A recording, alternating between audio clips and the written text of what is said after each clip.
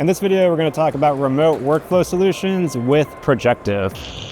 Real quick, if you're watching VP Land, special thanks to our sponsors, Blackmagic and Atomos, for helping make our NAB coverage possible. And now back to the video. All right, I'm here with Derek from Projective. Derek, good to see you. You can see, Joey. So yeah, tell me, what is Projective? So we are a vendor that are producing products that have to simplify post-production. We've been around for over the last 10 years. We've sold into 32 countries. We're really proud of that. But generally, it's all about independence, simplicity, and providing security to post-production. We just released a product called Strawberry Skies, which is taking our kind of heritage as an on-premise tool, collaboration platform, and turn it into a cloud-first SaaS. Okay. So customers could take our structure, security, asset management features and use it with cloud-first storage from LucidLink, for instance. All right, and so can you walk me through how does this work? How does Strawberry Sky work? Yeah, so if I imagine I'm an editor and I'm logged into my interface. Actually, I'm Steve now, but okay. I'm logged into my interface and I can see a list of the projects that I'm allowed to see, right? I can see that this project is I can see, first of all, there's no project open. But I can see that there's a demo for Epic Games. If I can click on this, I can open it. What I will see is on the storage, you can see this has now been mounted as a workspace for that project. Okay, right? So this drive wasn't here before, but now this drive's mounted. It's a virtual drive for that project, and it's actually pointing to the shared storage that we're managing, right? Okay. And where is the shared storage? The shared storage in an on-premise paradigm, it could be just a big shared NAS storage like Pixit or Isilon or Quantum or something like that. But obviously in a cloud-first instance, we use LucidLink because they can make the object storage look like POSIX, so the applications can understand it, and they add a lot of really cool, powerful tools.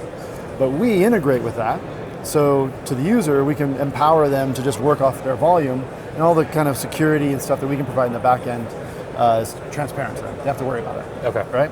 So in this demo project, we actually had a Premiere project file. So we asked the customer, hey, do you want us to kickstart Premiere for you? We can say yes. And now we'll kickstart Premiere. And not only will it kickstart Premiere, we'll actually open the project that we have a project file that we just opened. And we have a nice little browser here where you can browse both the project content or the asset content on the shared storage, right? And scrubbable proxies of all the media that's coming into the shared LucidLink volume, right? So if I want to say, for instance, take this piece of content here, I could just right-click and say import asset, and now that asset will be imported both on the shared storage but also into the project, right? Okay. Click of a button. And is it importing a proxy or the original asset? The original asset. Okay. Yep. So you can imagine, like in a remote world, this could just be an editor working off of his home workstation, right? He opens up Strawberry, he opens his project, and he's presented with the mount point through LucidLink.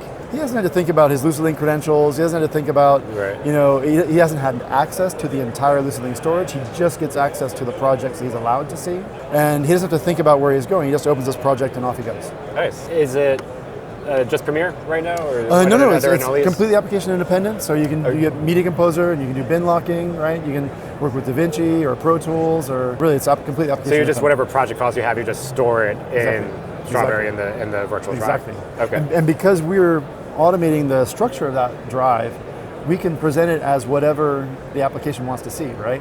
So in Media Composer world, we can present the rigid folder structure that Media Composer wants. Mm-hmm. Or like a Pro Tools session, we can present a Pro Tools, the session file, and whatever structure the customer wants to preset, right? Again, this can all be automated and the customer doesn't have to think about it, they can just do it, right? One thing I think is probably worth showing to you if I can is a really, really common use case is I've got some local stock footage or audio track or something like this, and I just drag it into my project because I want to work with it. And this is from your computer right now? Yeah, I'm looking at my desktop, right? So if I'm working by myself, no big deal, right? Yeah. But if I'm working in a collaborative environment, someone else opens that project file. Where's the media? Exactly, right? Always an issue. But because we're both managing those workspaces, and we have a really tight integration with Premiere, what we can do is we can see that media is actually not in our shared workspace. Okay. And we can show you, just say, hey, would you like to have this on your shared storage? And you can actually click a button, and you say, yep, I'll import that. Now we automatically bring that asset, which was on your desktop, into the shared structure. No more media offline for everyone. And relink it so it's pointing to the shared drive. Yeah. Good job. There you go. So, all right. Locking, unlocking, like if you have the project open, how does that work if you have multiple people? Yeah, so access the same thing? The locking is always managed at the application level, right? So Media Composer does the bin locking, right? And in a Media Composer world, Media Composer thinks it's working with a Nexus, so it goes into bin locking mode, right? In a Premiere world, it's the same thing. You can use productions or other team project or something. Exactly. You can do the exact same thing with Premiere. One of the really cool things this year is that the projects list that we have.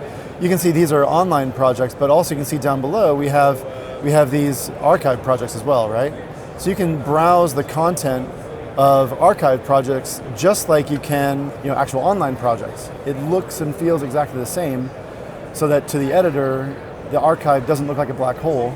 So is there a difference? Like, is it putting on less expensive storage? Is the archive doing something differently?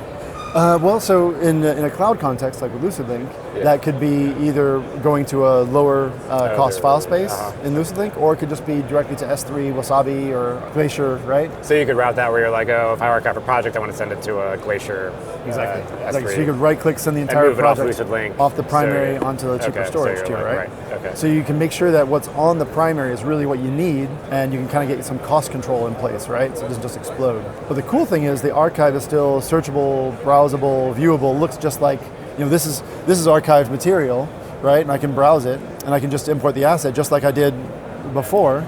But now I get a little pop-up that says, hang on, this is coming from the archive. It might take a little bit, go get a cup of coffee, right? In a cloud context, you're probably not going to get a cup of coffee, but in a more on-premise use case, you can take some time. Yeah. So, but like I said, for the editor, they didn't have to think about, my production storage is over here, my archive is over here. Where is that? Or I've got this MAM for my archive. I've got where's this that tool project for my file? Where's that thing? Everything is contained, right? Any tools for searching across the media that you have in your project? Yeah, absolutely. So thank you for reminding me of that. So on this, we have it's a simple search, right? So I can say, okay, give me everything Adobe, and what if I say, I'm not feeling very creative today, but if I say Epic, right now it's going to filter down by that project.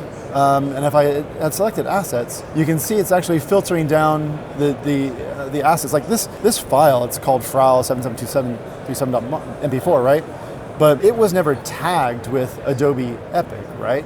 But because of the project metadata that we created, that asset became findable based on that project context, right? Mm-hmm. This is a really powerful thing for like rushes, because you don't want to go through and tag a bunch of rushes, right? Yeah. But you will want to search and find them, right? So you have a simple, simple but really powerful and fast search for the entire content that's in our management, right? And you have across all the projects you can search through. Okay. But by the way, with the access control, so you can only find content that you're allowed to see, right?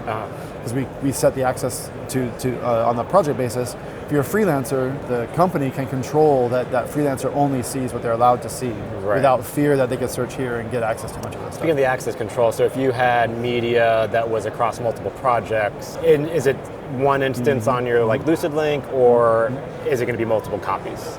Well, so it could be either or, but speaking from a security perspective, like if that individual piece of content was shared across multiple projects, the access controls are set on the project level, right? So maybe I don't want the freelancer to see everything that was in this old project, but maybe just that one asset. I could share that with him, and he'll be able to see that asset in his project now, right? It becomes a really flexible way for sharing those individual assets, right? You could also, and if I jump, I guess, but is it like if you had 3 projects and the same files in 3 projects, is it showing? Is it the same one asset on your storage, or is it 3 copies? No, so we'll actually use, in an on-premise version, it's hard linking, right? Okay. But in a cloud version, we're using the LucidLink APIs to make sure that we're pointing at those different objects rather than duplicating those assets. Okay. Yep. So there's an annotation view here. So you see the little bubble, right? If I double click on this, it swipes to an annotation view, and you can see I have some markers. Okay, so you can preview all your media in here. Yeah, exactly. And you can you can say at a different user, give them a command, and they'll actually see a little pop-up in their Strawberry instance to see, okay, hey, I got mentioned by someone. I have some work to do. Right? Okay. All of these will be exchanged with Premiere, so they'll actually be markers. So if I ever actually use this in my timeline, right? So if I import it, and then and I drag this into my timeline. Drag this in your timeline. You actually see the marker right there, right? Okay, of the comment of the notes. Yep. Yeah. We're on a Mac right now. Is there PC support? Absolutely. Cool. Absolutely. And we are at its core a Linux application, so complete heterogeneous. Nice. What do you feel like, I mean, this enables a lot of remote workflows. We're still kind of like moving files around. You feel like we're eventually going to get to a future where like we can just kind of have all these files in the cloud, work off the cloud? Where do you feel like that's going? So the interesting thing is that like facilities exist for a reason, right? So there's this promise of moving everything to the cloud. It's a great promise, but you still have virtual logical instances that people work in, right? And those exist for a reason. Your companies have divisions, right? The way I see the world, there's a place for cloud storage and there's a place for like on-premise. On-premise could also be just a different cloud instance, right? But what you want to do is basically connect these different logical, islands. And it could be an on-premise storage and cloud storage. It could be different on-premises, or it could be, all the above. And that's what we're actually doing now is with our on-premise heritage and our cloud knowledge, we're able to actually build those two separate platforms. And what you're going to see in a couple months is we can actually connect those in what we call a federation. And then you can move projects seamlessly between the two, right?